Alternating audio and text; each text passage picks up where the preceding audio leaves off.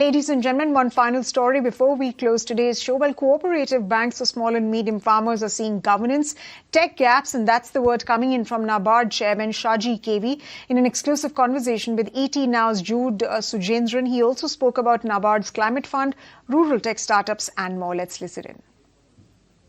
We jointly with Government of India came out with AgriSure Fund, which is also managed by NAB Ventures, which is a 750 crore fund. This is for early stage agri startups. It is focused on agri. NAB Ventures is agri plus anything rural. He was there. So now we are planning for whatever experiences we have gathered so far. What we are planning is that we are going to announce a fund 2, which will be much broader. But then we are mindful that this sector, especially in the rural sector, needs patient capital rather than venture capital. FPOs, many of them have been launched in recent times, but we're seeing that a lot of them aren't exactly profitable or viable. What do you think is the path forward towards profitability and viability insofar as the FPOs are concerned, and what's the way out?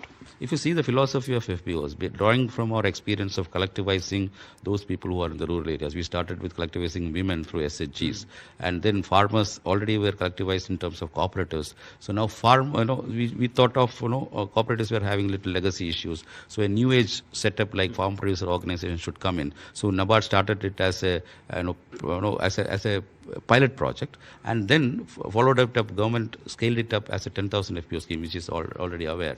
But problem is that FPOs have to be treated as startups. That mentality should be there. FPOs are new age enterprises. They are startups, but they need a lot of professional capabilities to lead. Farmers by themselves may not have that professional capability. So a CEO of FPO, he should be forward-looking. He should have all wherewithal to plan for the businesses and such other things. And that is where, once we scaled up the FPO program, this CEO-led or CEO dependency, where governance, his capabilities, that is where we are now going to address. So we are now having FPO accelerator programs.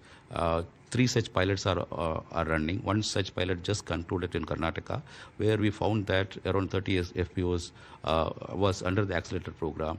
Around 3 to 5x improvement in business was there in the last 1.5 years. So that means it's a model which can be replicated. So we are now expanding the experience of that FPO accelerator program, where we will try. The FPO accelerator program is nothing but we are taking the CEOs, helping them build their business plans, enabling them with ecosystem supports like maybe some supports with tech companies also will be there, some marketing abilities, some branding, some sort of skill development. All these things will be combined together, and the results are encouraging. We would like to expand it to other parts of the country.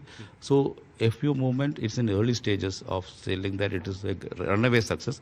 There are pockets of successes. We will learn from those areas and then superimpose those learnings and even reasons of failure wherever it was there, and then how we can overcome those reasons. So going forward, I have a belief that the FPO-led movement in agriculture, plus now for the cooperatives, if you see, they are the original FPOs, but then legacy issues were there. So now there is a renewed focus on cooperatives in terms of their governance improvement. Now digitization of cooperatives, we are spearheading on behalf of Government of India, Ministry of Cooperation.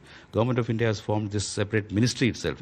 So now we have to treat the cooperatives as original FPOs, and whatever now we are planning and the new age systems for whatever ecosystem building we can do it for the FPOs. Similar thing can be done for the cooperatives also. So cooperatives and FPOs should coexist side by side, and going forward, this collectivization will take the rural sector growth towards progress.